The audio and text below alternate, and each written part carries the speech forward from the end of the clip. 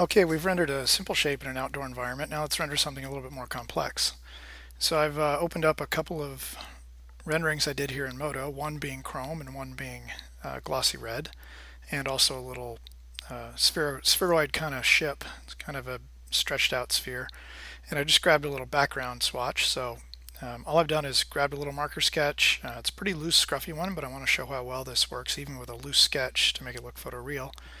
And I'm just adjusting the background behind my object, and that'll give us something to reflect into the surfaces. So this week's going to be all about doing a much more complex form, much like this. It doesn't have to be like this. Can be a product, can be anything you like, but something that's more complex than the more geometric stuff and the simple stuff we did last week. So here I'm going to colorize this, and the way I'm going to colorize it is first take the values down through a levels adjustment, and I'm going to save a copy of it.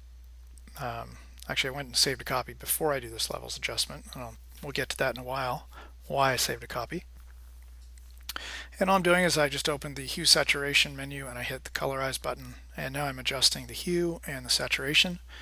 Again, if you want to do something like glossy red, the brightest bright that red probably is going to be is about a value 4. So you need to adjust that. So you can see me adjusting the sliders here, the shadows, the midpoints, and the highlights to make that light side of my object actually only about a value 4 or 5. And here I just applied a layer mask, and I'm going to start to isolate the red painted surface. And this little vent intake is going to be a different material. So again, I've got a layer mask on top of my color layer, and I'm just painting into it with a hard edge brush, creating a hard-edged layer mask as opposed to erasing. This allows me the ability, if I want to change my mind later, I can always go back and change the layer mask. So add a new layer above. And let's think a little bit where the light is. The light from my original sketch is up here to the right, a little bit, definitely from the side, but a little in the front. And these are the areas that I think are going to reflect the light. So these are all the spots on this form where I think my line of sight is going to bounce back up to the sunlight. So that's a little sketch. So it's really good to remind yourself of that. Just do that exercise independent of trying to paint it all. Just do a little schematic. And now I'm going to adjust the base layer. And first we're going to render this up as we talked a little bit last week about metallics. We're going to get much more into metallic paint next week. But I'm going to do this one here a little bit metallic. And so what I'm doing is I've just grabbed a color dodge brush. So I've got a soft airbrush. Actually has a little bit of texture. So this is going to be kind of a more painterly demo as opposed to being super photo tight. All the steps would be the same if you're going to do a photoreal, except that instead of my sketch being there, I would use probably paths to make all my layer selections, like we've done with some of the more geometric examples. And I'm starting to work in that reflective highlight into the base layer. So the metal flake in the paint in this case is reflecting back to the sun. And so wherever a little mirror in the metal flake would reflect back up to the sun, you go back and just hit a little color dodge to brighten it up. So those are really the only spots. And here I'm using the same brush very, very lightly to add a little bit of reflected light. So that's picking up a little bit of the ground, but only very softly, much more like you would see reflected light on a matte surface. And here I've grabbed a little multiply. You see my method of painting above there is set to multiply. So I'm just darkening down what's already there in my base layer. So all the work so far has just been to set up my base paint layer, get the light and dark working a little bit better. This is a little trick I like to do as well, is I just floated a little black and white adjustment layer to the top. So if you ever want to check the values of your rendering, you can just turn that on and off. It's a good way to make sure all the values are correct. Now I'm going to grab this chrome as reference. I'm going to throw it into here.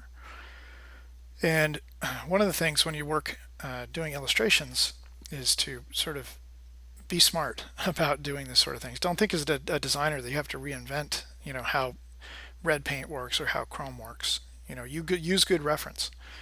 And so now we have to start to think about where's my line of sight, our line of sight, going to bounce off of this surface down to the ground plane. So what I'm trying to do now is calculate where that's going to be. And you see I've doubled up my layer a few times here. And I don't know what I'm trying to do there. But what's next? I just activated the layer mask. So I committed to that cutout vent, the cutout little stripe at the bottom, and the canopy being cut out. I'm going to make this my ground layer, and then I'm going to make this the sky. So I have two layers, both above my base paint. And now it's time to plot where do I think those reflections are going to go.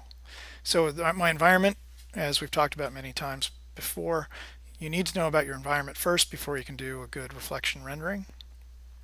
So my environment that this guy is flying around is just a flat desert, dry lake bed, low mountains in the background, clear blue sky, very simple, very stylized. The exact same environment that that Chrome reference photo is, or rendering up above, is showing. So these arrows represent where my line of sight is going to bounce off of this surface. And if I know that it's going to bounce parallel to the ground plane, that's where the horizon line would be, right? And we know that from the first couple of weeks where we spent time plotting reflections. So all I'm trying to do is predict where's the horizon going to be. So that part right there is going to reflect back up to the sky. So that must mean that the horizon wraps around that, probably even stretches around there, and the top of the wing, of course. Right? My line of sight would bounce up that off of that to the sky. That goes down to the ground.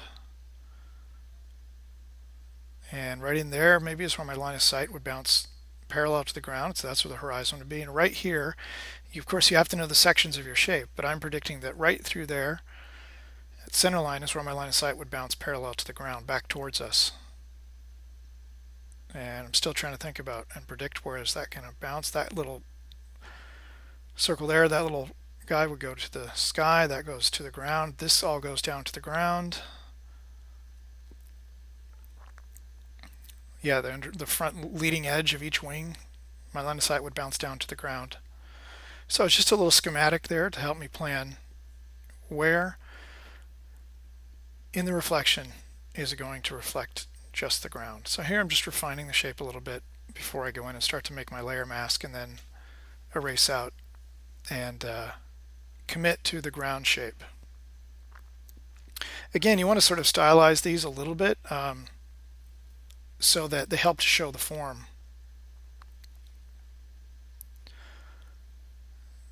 And there I'm just taking the color out. So I've just grabbed and I'm using a color brush set to 100% opacity, and I've just colorized to the ground plane. Okay, now I'm adjusting the levels. And what I want to do is get it, much like the Chrome rendering above there, I want to get it to be about one value step darker than the ground. Okay, and then I just grabbed that color from above, and I'm recolorizing this a bit. And that's going to be my ground plane directly below. And you can see that that starts to look, squint your eyes, it starts to look correct like the rendering to the in the upper right where it's reflecting the bright ground.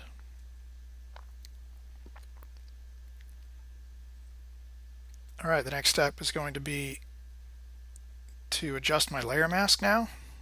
And everything that I'm masking out here will be the reflection of the sky, leaving just the reflection of the ground. So the top of the wing. Again, you can see I'm working through this pretty quickly, and it's a little bit scruffy, but these are all the steps that you need to know.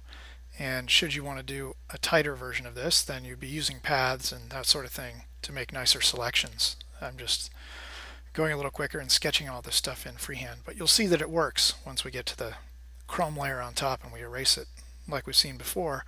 It's a very effective way, and I think it's also a great way for you to learn is by rendering effectively 100% Chrome over the top before you start to try to paint both the matte surface and the reflection surface at the same time in your renderings. So now I'm just cleaning it up a bit, refining some edges. I know at some point there I'm probably going to have to reflect that wing into the side of the fuselage there on that little flap, and just refining the shape a little bit of the horizon. And you can see it's actually, right, the horizon's rising on the left side of the vehicle. our camera left. And the reason for that, we know from week one, we tilted the plane towards us, the big horizontal plane or flat plane, that it lifted that horizon. So we would expect to see that generally happening on this left side where my mouse is now, and then on the right hand side we would expect it to lower, also from that week one lesson about plotting reflections. So just refining the forms, I shouldn't say the forms, but refining the shapes of the reflection of the ground plane.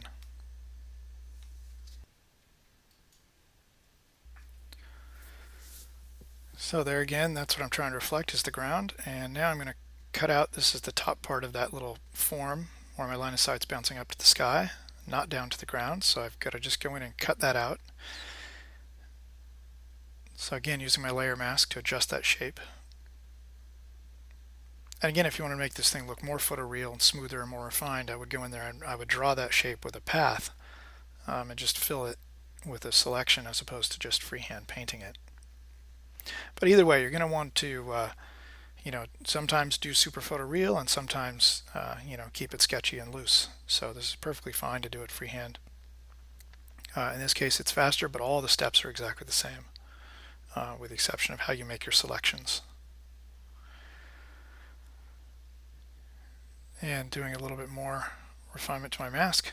Those are holes, so those are not going to, my line of sight's not going to reflect out of those. Those are actually cut out so we'd see through to a different part of the vehicle, to what's underneath that little air flap, a little air brake or whatever it is. Okay, now I've gone to my sky layer and I've just colorized it to blue. So I picked the blue of the sky just to get it in the right ballpark as a start. I just loaded that selection by holding the command key and pressing on the ground layer, and then I went back to my sky layer and I deleted that from the sky layer. It's important, you don't want your ground and sky to overlap each other, because if you start playing with opacities, then they're going to start to show through. But it's really one clear coat, so effectively they should be on the same layer. You'll see here I'm keeping them on the two different layers so we can turn them on and off and talk about the differences. Sometimes also you want to be able to control the strength of them independently for one effect or another. But you want that edge, you want them to go edge to edge, don't overlap. That's why I loaded the selection of the ground and then deleted it from the sky. And then I've turned on preserve transparency. You'll see that there's a little lock to the right hand side of my layer. Again, that only allows me to paint where I already have pixels. And now I'm starting to think about, where does my line of sight bounce up to the darkest part of the sky? And so I'm picking the value and color directly out of my rendering sample to the upper, in the upper right. And this could be a photograph, it could be a rendering you did in a computer program like this one I did in Modo. And again, it's about working smart. You're not trying to reinvent the way Chrome looks, and you're not trying to reinvent a new environment. In this case, it's an environment we know well, a clear blue sky. And this is the tedious part about rendering complex shapes outside, is rendering this sky. The ground, is, as you see, is going to be quite simple. The sky, though, is quite complex because we have to render a big gradation that is present in the sky. As we've talked about before with the environment, the sky is the darkest straight up and lightest down at the horizon. And you'll see now I'm just picking out of that rendering. I could also color pick directly behind my object from the background, because right at the silhouette, that's what it's going to be picking up. There I color picked right from directly behind it. And this is now predicting, in my head when I'm rendering this, I'm thinking, where is my line of sight bouncing off of this surface? Where it bounces off this surface, and I know just above the horizon has to be the light part of the sky, so that's kind of easy. So you trace around, paint around where you have your horizon and paint light sky. But all the time, and you'll see that I'm picking some of the sections, some areas off of that Chrome example. If you're in the same environment as your photo reference and your sections are the same, wherever they are the same as the referenced object, you could just pick that color and value and then use it directly in your rendering. So if there's a surface that's perpendicular to your line of sight in your scrap, and you know that there's a surface that's perpendicular to your line of sight in your design, you can use the same color and value from the reference photo and paint it directly into your rendering. It's a simple, easy way to get realism. Of course, the tough thing now about, is we're not rendering from observation. We're trying to make this thing look like it's really in this environment, which is our made-up environment. This is the front edge of that flap, and I know that I need to create a little value change there in order for my brain to see the form change. So I'm trying to balance, the sort of physics of rendering the sky properly, but also cheating it wherever I need to. Although there would be a value change there because there's a form change in the reflective surface. Same here, there's a little form that rolls back to us. That's the radius, just like the nose and just like the radius above. And you'll see the most labor intensive part of this, I think, is rendering the sky. So I'm going to double up my base drawing again because I'm losing my design now with that sky there. So all I did was run it to the very top. I did a levels adjustment. Okay, so I got rid of all the grayscale info and the white. It went to pure black and white, and then I'm setting it to multiply. So there you go. So now I have my line drawing back on top. That's actually why I doubled that layer in the beginning as opposed to darkening it right away and sticking with that layer. So now my line drawing back, and I've got my sky, I've got my ground,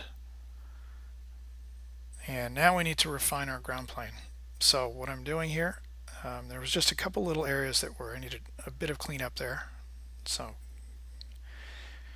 reselected the outside and then allowed me, there was a couple areas that were a bit transparent. Okay, so pretty soon we're going to have this, oh, it looks like I put it on the wrong layer. So I just had to pull it off of that sky layer and then merge it back to the ground layer. It happens. So, but it's okay, it's a quick fix. All right, we've got our sky and our ground.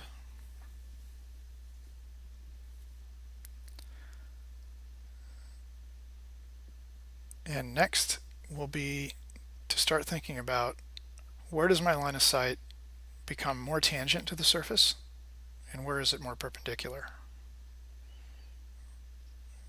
Right after I paint the horizon.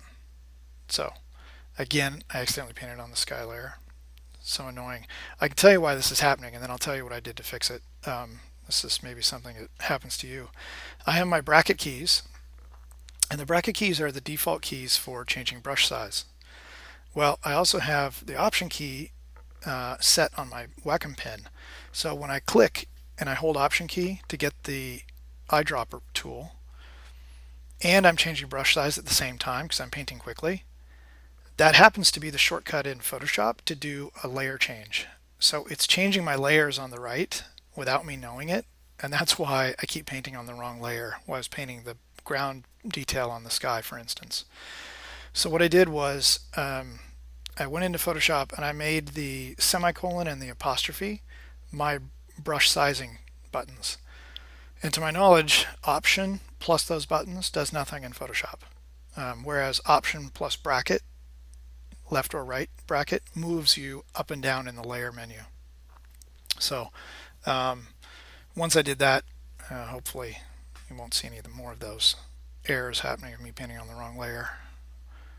And what I'm doing is I've just picked the dark little mountain behind us, which I'm saying basically is the dry lake bed, so it wraps all the way around. And I'm starting to sketch it in here. And it's got a little variability, right? It's lumpy mountain. And here, right, I know that it has to wrap all the way around that from what we learned earlier about plotting reflections. And I'm going in there and I'm wrapping that mountain range around.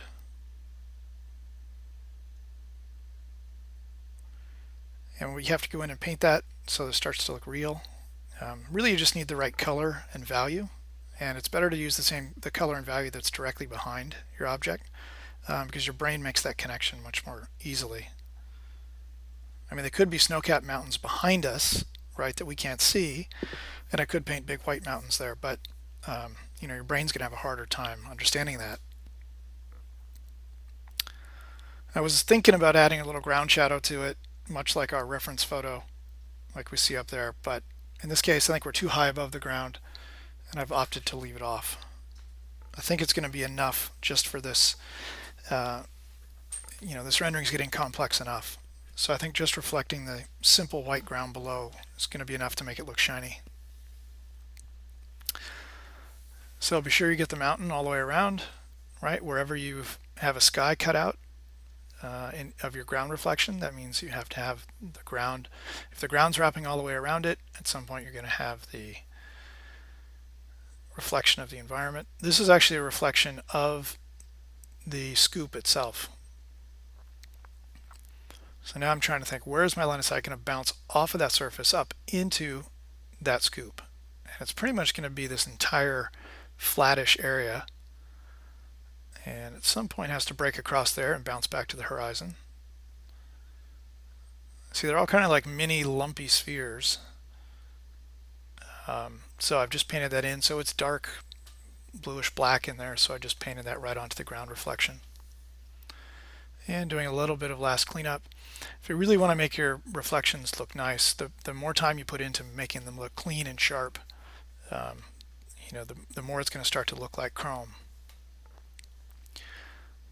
Right, because that's what it's reflecting. It's reflecting, it should be a really nice clean image of what's surrounding your object. If it's cloudy and misty, then you'd get a lot of fuzzy edges. But if it's a nice clear day like this with sharp edges, right, and a clear day and a sharp sky against the mountains. And here I'm adding in my last little touches. Where does my line of sight bounce up to the darkest part of the sky? And where's the light part of the sky just above the horizon? And it's not on the back edge, right, because the back edge of that little sky reflection is being knocked out because of the reflection of the scoop, not because it's reflecting the horizon there. Okay, I've got my sky and my ground and my chrome reference layer. I'm going to put all those in a new group just to keep it organized. I'm going to call it chrome. Of course, I'll be uploading this for you, this layered rendering, so you can reference all these layers. And you can even use that chrome reference if you like, that Modo rendering. That'll be included as well. Okay, now I'm going to reflect the sun. Now the reason I put that on a separate layer is because the sun is so bright compared to the reflection of the rest of the environment that a lot of times I like to leave it on a separate layer, because if I start erasing, I'm going to lose the sun, because a lot of times it can be right, perpendicular or right in the middle of where it's the dark part of the sky or where our line of sight's perpendicular. So I like to have that on a separate layer usually. So I've picked a sun color, and I have a little scratchy brush. This is like a little spider webbing kind of brush where the paint's really scratched up. I mean, this thing's kind of old, it's beat up. Although it's beat up, yet we're not going to do our weathering and paint scratches yet. We're just going to do no chipped off paint yet. That's coming in a couple of weeks. So for now, we're just going to treat this like it's a shiny, much more complex object than what we rendered last week, but in our simplified outdoor environment. And here's my reflection of the sun. Now remember, right, on these, when the sun bounces off these forms, if it's like a perfect sphere and the sun is round, you'll get a nice round reflection. But if it's on an elongated surface, or more horizontal surface like the wingtip or that little air flap or air brake on the right hand side, you have to distort the reflections a little bit. So they should get elongated or stretched vertically or horizontally, and you can see examples of all those happening there. So there's my sun reflecting, and I've just doubled it up, make it nice and strong, and add a little bit of overspray there. So let's merge those two back together. I'm just going to clean it up a bit. It was also a little bit too large. So in this case, I'm just using an eraser, and those are a little bit too big, even though it's a super scruffy sketch. And there's a cut line through there, so that should cut that reflection of the sun. Yeah, that's pretty close. Okay, we can get rid of that one now. And now I'm going to pull this guy over because I want to look at it. We're probably not going to be color sampling anything out of this one. We already have our chrome on top. And if I was rendering Chrome, I basically would be done. I'd maybe go in and you know, clean up the rendering or the design, etc. at this point. But our focus this week is just trying to make it look shiny in an outdoor environment. So that's our goal. So the next step is to start to think about, where does my line of sight hit this object, more perpendicular or more tangent? So those little arrows are actually wrapping away, so they're wrapping around. So when I get out to the silhouette, my line of sight's actually bouncing back behind, and that's what I'm drawing over on the red one up above as well. So I know where my line of sight's going to be perpendicular. I'm using a layer mask now in case I erase it out too far. So again, it's the net effect is erasing, but I'm actually painting with an airbrush. Same techniques we've done for the last couple weeks. And so I'm going to start where my line of sight is most perpendicular, which is right through the center of this guy. Okay, and then I'm going to leave more of that chrome layer showing through where my line of sight becomes tangent, and that's as it wraps away. So when you do this, always paint your big surfaces first and the smaller shapes last. Right, and this is different again than reflecting the sky. Right, it has nothing to do with that. This is just really introducing the Fresnel effect, right, which we've talked about a lot at this point, and it is our main way to show form with a reflective surface. So wherever I have a surface that's perpendicular to my line of sight, or non-reflective, or reflecting back into those holes, I can go ahead and erase it. And that will show the base paint through the clear coat. And remember, all those reflections are living on the clear coat. So now I've just added a layer mask to the ground, and I'm starting to basically mask it. And what's interesting, that little stroke right there, and now if you look at the upper reference image, look how close we're starting to get to reality. And I say reality, it's a moto rendering, but it looks really, like a lot of the photo reference you've gathered and I've shared with you. So this is a really great method, I think, when you have, you don't have anything you can look at. This is your own original design. You're putting it into a foreign environment, which is again your design, and you want to be able to do that, especially if you're doing, any conceptual work. Usually you're designing things nobody's ever seen before, and in many cases, if you're doing entertainment work, you're putting them in places nobody's ever seen before. And so you can see now this phase of it is just working around the shape and erasing the surfaces using a layer mask. And I'm working back and forth between sky and ground. And a big soft airbrush. It still even looks a bit too bright, but again, once you get your gradation right, you can start to change the opacity of that. So I'm switching back to the sky. Thought it was a little bit too strong compared to my reference image, which I like above. And continue doing that. And at some point here, I'm going to have to deal with those wings. Really, none of the rest of it reflected itself, with the exception of that front scoop there that's down towards the bottom, and these two wings. So first, though, I've got to get all the Fresnel effect working. So you could call those things the Fresnel masks, I guess. So keep going on that front. It is starting to work. Squint your eyes. It's got a pretty heavy line drawing over the top, but even that makes it just look a little cartoony. But even then, looking cartoony, it looks like something shiny red and cartoony, which is our goal. And you'll see it won't matter what color even I did the base layer. You can always change that later. So going back to the sky now. See, I'm now into the smaller surfaces, so smaller brushes, but all the big shapes are there first. So wherever my line of sight's perpendicular again, erase it a little bit more there, masking it, and letting the rest of it turn into chrome. So there I've turned off my line drawing that was over the top, and you'll see now it's blending into the background, and that starts to look a little bit more like my reference image above. you'll see on the right hand side below the horizon above, it really becomes the background. And now I'm just playing with the levels of my sky and seeing if maybe I can get it to be a little bit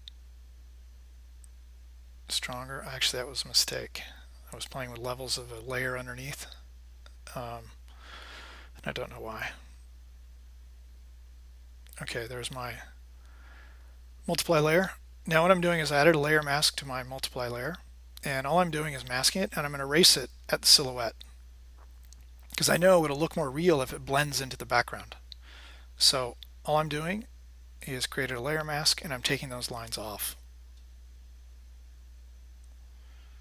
So you can see up towards the top. And I'll leave the lines sort of where they're perpendicular and more towards the middle. There we go. Now it's becoming more of its background color and value, which helps it blend into its environment, which all shiny shapes do unless there's something else cutting behind it. If you looked really closely at the image in the upper right, you'll actually see that where you think it's sky, hitting a mountain behind, if you look very, very closely, it's actually reflecting that mountain. It's just so thin because the mountain's so low and the surface is nearly parallel and we're still rolling away from us that you can't really see it.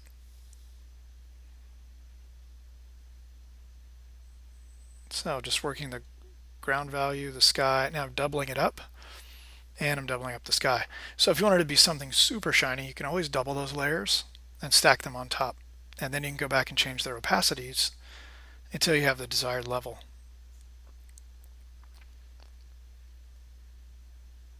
Now I'm rendering the stripe and the air intake, and those are sort of a semi-gloss, a bit of a blurry reflection.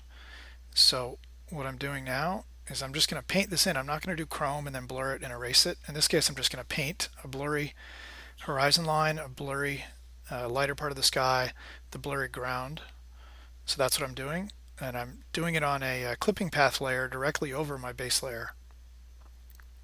So you'll see that I'm painting now. This is a reflection of the scoop, and here we go, and that's got a cut in front of the horizon in the sky, so that's reflecting the scoop. And that's where I'm just taking a guess there, basically. Where does my line of sight bounce into that scoop? And at some point it has to stop and then reflect the sky that's further behind it to the left. Just darkening that up a bit. And I used a big soft airbrush there to try and get all that stuff to be blurry so that it would look like a semi-gloss or a blurry alloy. Not a blurry alloy. There's no such thing. An alloy that's brushed or semi-gloss. So there we go. A little bit of reflected light, and reflecting as that surface rolls away, it's got to get a little bit shiny. So we pick up a little bit more of the ground color and value. Just save the file there.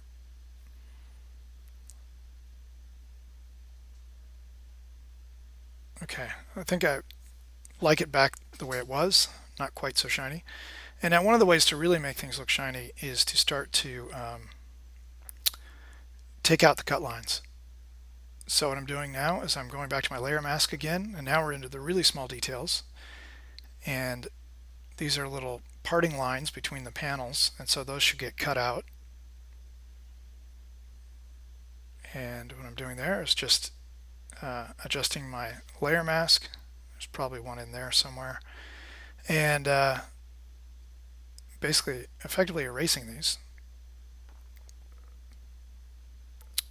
And should probably paint those black inside those holes at some point. I don't know if I ever get to that detail on this in this demo. When you see how well that works, instead of having the line drawing over the top, right, that cut line there running out to the silhouette really helps to make it look real. And that's maybe a different material. And then maybe I'll just pop in a little quickie reflection of those into that surface. That really starts to make it look, it helps to hold the silhouette a little bit, having those little different materials out at the edge. And by erasing that out, it starts to really look much more like a reflection. So now we're getting pretty close to having the basics done. Yeah, not bad. That wing there to me looks a little bit bright, but I think I'm going to get to that in a minute. I'm doing the audio of this like I have before, separately, so that I can speed it up a little bit, so it's a little quicker download, etc. But it hasn't been sped up that much, maybe 1.5 times. And what I did was I made the background there transparent. I selected that wing. I did a Command Shift C, which is copy merged, so it sees everything below that. And then I pasted that onto another layer above into my reflection area. And now what I'm doing is I'm warping it, and I'm trying to predict where that wing is going to reflect into that surface. I know it can't go up into the sky, so it can't go up that high. So I'm going to have to go back there. And I know it, but I know it's slightly above the horizon, looking at the direction it's pointing. Right? So, but it's probably not all the way up to the sun. So I probably need to tweak that back just a little bit, but it is slightly above the horizon. So you can sort of use the maps or use the reference, where you basically started to paint your your environment, and then this wing I know is sort of pointing above that, so I sort of need to do that in my reflection. And now I'm going to play with the opacity of that. It's a bit strong. I also probably need to make a selection of it and delete it out of my ground plane. Remember, you don't want reflections to cover. All right, I've got a layer mask on it. And I'm just sort of playing with changing the strength of that a bit. It looks a little too saturated, that red into red. So now here I made a selection. And I think I deleted that out of my ground plane. If I didn't, I'm about to. So we'll see where it goes here. But all in all, I think we're getting pretty close to having all the basics blocked in there.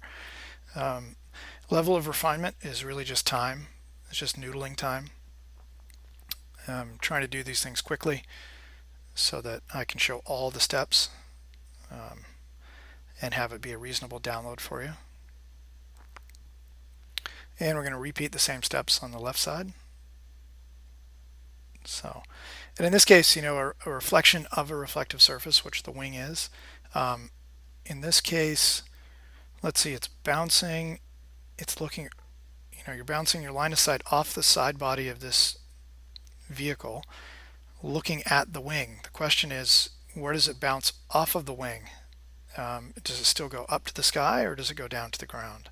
In this case, I'm going to say it's pretty close to being the same reflection map. I could be convinced that the top surface, if the plane was tilted a little bit more, twisted counterclockwise, so that wingtip was pointed a little bit more down to the left, I could be convinced that the reflection of that wingtip on the top and the bottom was reflecting the ground. So if you think of your line of sight and your eye actually residing over on that surface, right where the reflection is right now, and bouncing over to the ground plane, right, it looks like it's pointing down towards the ground in my reflection. That means probably the top surface of that should be reflecting the ground and not the sky. Remember, reflective surfaces or reflections of reflective surfaces are super complicated and a lot like playing pool. Ultimately, they are just made a sort of dark red, and we're not going to see that blue showing much through there. But now that I look at it again, technically, I think it should be reflecting the ground on the top of the wing, in the reflection of the wing. Hope that makes sense. Okay, so I've got basically the two wings in there, the ground plane, the sky, and now probably it's time to do the glass. So I'm going to go back to my base layer, make a quick selection, and float it on top. Turn off the clipping path layer. And this is how I would render glass. So glass basically is, I usually use 3 layers, well, sometimes 4. to reflect the sun on the fourth layer. But the first layer is, in this case, I'm just going to set it up. I'll get a little bit of overspray there. Something I didn't erase earlier on my base paint layer. Okay, so I'm just going to clean up the silhouette a little bit. It's just even, I mean, it's okay to be scruffy, but this is just a little too scruffy. So let's clean it up a little bit. So I'm making the shape first, and when I do the color of the glass, I made the selection, and you just fill that layer with flat color. And so that's all I need for the color. That's going to be for my color tinting. And now I need to do the interior. So I went back to my base layer. Okay, and I'm going to render out the interior. So that's going to include my guy, the cockpit, the instrumentation, this little heads-up display there. And it's also going to include his headrest, which is what's directly behind him there to the left. And so the first thing to do is just imagine the lights shining through the canopy and illuminating the interior. So I've got to go in here and repaint this, and there wasn't much to work with other than I knew there was a pilot up there in my base marker sketch. So I've just got a brush here, sort of a hard-edged triangular brush, and that gives me keeps it a little bit painterly, gives some little hard edges along the way. And I'm just faking in some details here, trying to make this a little bit more interesting.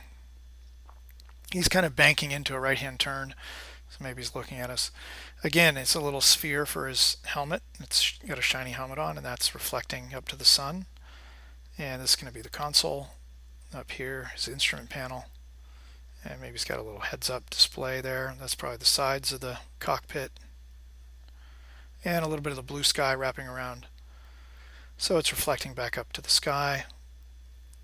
And here's the sun shining through the front of the cockpit, illuminating the dash area. And this is going to have a little glowing edge to make it look a little bit sci-fi. So I'm just trying to pull up some details there. And adding now little schematics and information he might need, some little glowing lights here and there. And maybe a little bit of blue sky on that far edge of his helmet as it rolls away. And blue sky on the other sides of his visor as it rolls back and reflects the sky. And it's getting pretty close for the interior. Again, you can noodle that for a long, long time, but in this case, I want you to get all the steps. You can spend more time if you like. This is the pillar that's going to go up and over the glass. So I put a new layer above my glass and my cockpit interior layer. And so there's a little metal trim there. And you just want that to be opaque and over the top. And here it is looping over to the other side. So take a guess at the perspective there. And the underside is a matte surface, dark. And we're going to see that through the glass. So those are on two separate layers. Basically that could be on your interior layer. There's a couple little handle or something for him to open up the canopy after he's landed. And there's the glass. And I'm going to go back to my multiply layer. And I'm going to erase that using my layer mask. So I don't want to see those lines there. Okay, that's all working. Some lines are okay. It adds a little extra texture and detail. And I doubled up that one side. I doubled something there. It probably was not opaque enough. Now I'm going to, I know I doubled it. I doubled it because then I have to render the sky. So here I'm rendering the sky wherever my line of sight bounces straight up. Make it the darkest part of the sky, then pick the colors and values from directly behind it. So there's my dark value for the sky, and light value on the side where it reflects lower towards the horizon. Doesn't quite reflect the horizon, so we don't see the ground. And there we go, but pretty close to being beyond vertical. A little layer mask. And what I'm going to do now, just like we did with the clear coat over the paint, is I'm going to erase, again using my layer mask. Wherever my line of sight's more perpendicular, we erase more. Wherever it's more tangent, we let it be more like chrome.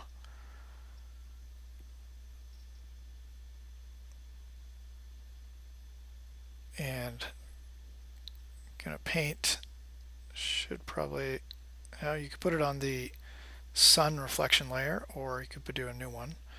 But there I'm on the sun reflection layer, and I'm painting that up onto the glass. I'm going to add a few scratches, and I'm going to distort that reflection of the sun a bit so it's influenced by the surface it's landing on. So a little bit more elliptical, right? Squeezed it a little bit left and right. And there we go. I put it onto its own layer. It needs a little bit more refinement and tweaking, so you can always cut those things off, float it onto its own layer.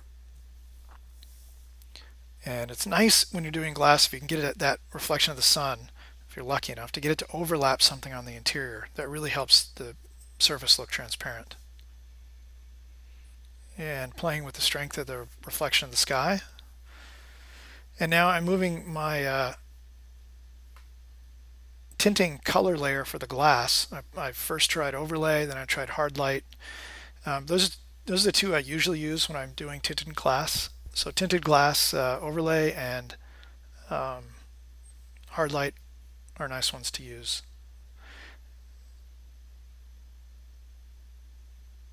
Looks pretty good. And adjusted the strength of my sky just by changing the opacity.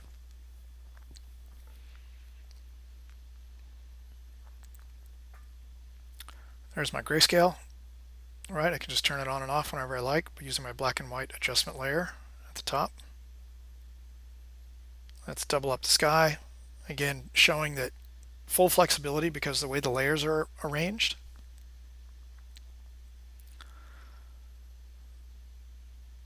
You can always make those things shinier. Like if it had a amazing sort of Meguiar's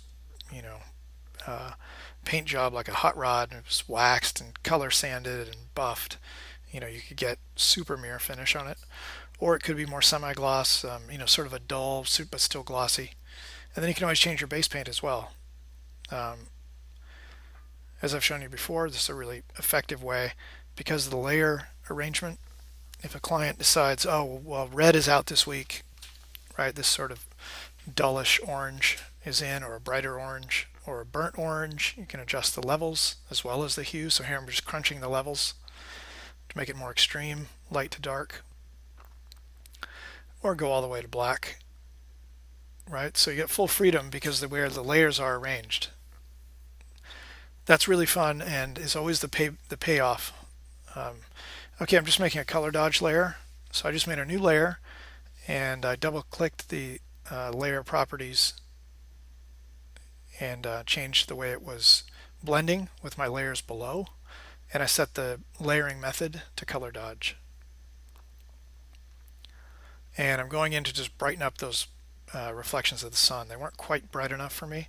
I popped that little highlight on its head a little bit. And I'm getting any last super tiny ones that might also bounce up to the sun. Just bumping those just a little bit. And again, it's on a separate layer, so if I overpaint too far, I can always come back and erase the shape of that reflection of the sun.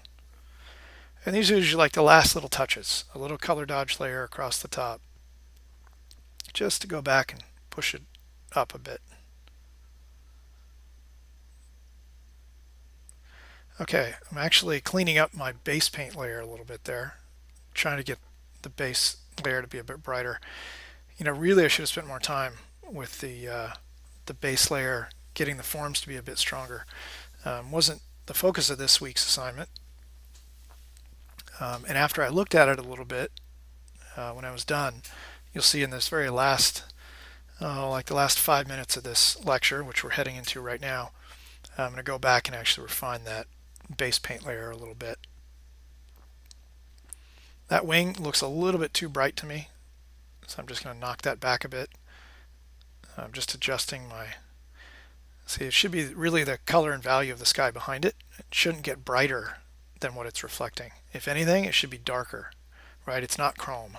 It's got paint underneath it. So if it's, lighter than what it's reflecting, right? Because even chrome would be a tick darker. So if it's glossy red, it's going to be even darker because it's mixing with the dark red underneath. So just knock that back a bit. And making some last adjustments to the layer mask. Now see, I'm painting white back into it so I can bring back the strength. So you can, right, erase it and you can add it, which is nice. So the last little refinements, right, it's getting those surfaces to roll and bend a little bit more. And getting it basically to get a little bit more reflective right at the silhouette, letting it become the background. Now I've done this primarily the base layer as a metallic paint. And let's bump it up again. So you can spend a lot of time tweaking, balancing, going back and forth. And again, a lot of it's personal preference. What are you trying to show? The base form, the base material more, or the fact that it's super shiny? Both are correct. And now I'm going back and readjusting my base paint. Just wasn't happy with how it was looking. So I've gone back and adjusted some levels, and basically I want to get a little bit more of the matte surface working here, a bit stronger light side and dark side. I hardly spent any time at all. This original sketch, this thumbnail sketch was, I don't know, probably 2 inches tall, this marker sketch. So it was a little scruffy, but it was fine. That's what I wanted to show, was that you can start with something scruffy, and just by spending more time on it, refining it, you can make it more and more photoreal. And get a little bit more reflected light into here. So all I'm trying to do is get a little bit more of the form defined in my base paint layer. So lights from the upper right. Okay, so I'm starting to refine some of those forms a bit, pull out a few of those edges. And I'm not changing the design, so none of my reflections need to change, but I am changing a little bit of the lighting in order to show the form a little bit more with the base paint. So it was just a little bit of cleanup. I couldn't live with it the way it was before, so it's just a little too raw in that base paint layer. So getting a bit more matte surface information put into it. There we go. Those the brightest brights are right up there on that nose. And I'm going to darken it as well. I'm going to push that core shadow. Give that a little bit more value change across there. Really, more value change means more form change, right? Because I'm increasing the strength of that gradation shift across there. And I get a little reflected light underneath that. I'd really have to up the res and spend a little more time refining those edges to make those surfaces show up. So I just pulled this with a magic wand right off the background at the beginning. So that's why I've got a little bit of scruff around the edges. So there we go. Turn back on my chrome layers. And now I think probably the sky off looks better, showing a little bit more of the base paint underneath. You can still see from what I had when it was matte surface to what it is right now, that reflection is still very strong. But that was our goal, make it look shiny. Shiny in an outdoor environment this week.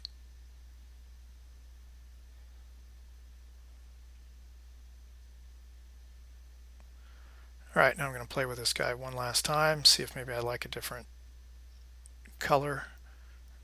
Or no color in this case, so now it's this metallic. What about making it more silver as opposed to red? I'm going to push the contrast like it was even getting really metallic. And you can see you can do all that stuff independent of your reflections. So make it sort of like a metallic black maybe. And then you can just play with your shadows, your midtones, and your highlights independently by using layers. Sorry, not layers, levels. I'm getting tired now.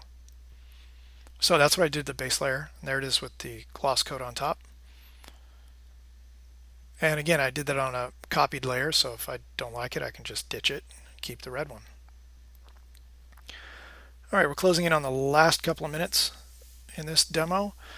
So that should do it for this week. The homework's going to be to render something like this of your own design. You can see I just finishing off this black variant here by taking the reflections of the wings, copying and making another layer, and then getting rid of that red. So turning down the saturation to 0. Actually, if you do that, you're going to lose the blue of the sky. But here, let me show you how to fix that. So you go down, you turn it to 0, and then you go back, grab a color brush, and what you want to do is just colorize that back to the color of the sky, and colorize the bottom to the color of the ground. Again, technically the top of that one should probably be the color of the ground as well, now that I look at it again. All right, well that's going to get us close to the end. That was sort of doing a quick black version versus glossy red. Here could it be white or silver? I'm just still messing around with it, playing with it. Again, it's kind of infinite once you get all your layers set up. And once they're set up properly, it makes it a lot more fun. So I'm going to go back to the glossy red ultimately. So that's your homework. Do one of these, something of your own design, in an environment of your own design. Post it up. I'll do a little paint over on top if needed, give you a little crit. And most of all, make something original and have fun. So I hope you enjoyed this demo as usual, and talk to you in a week.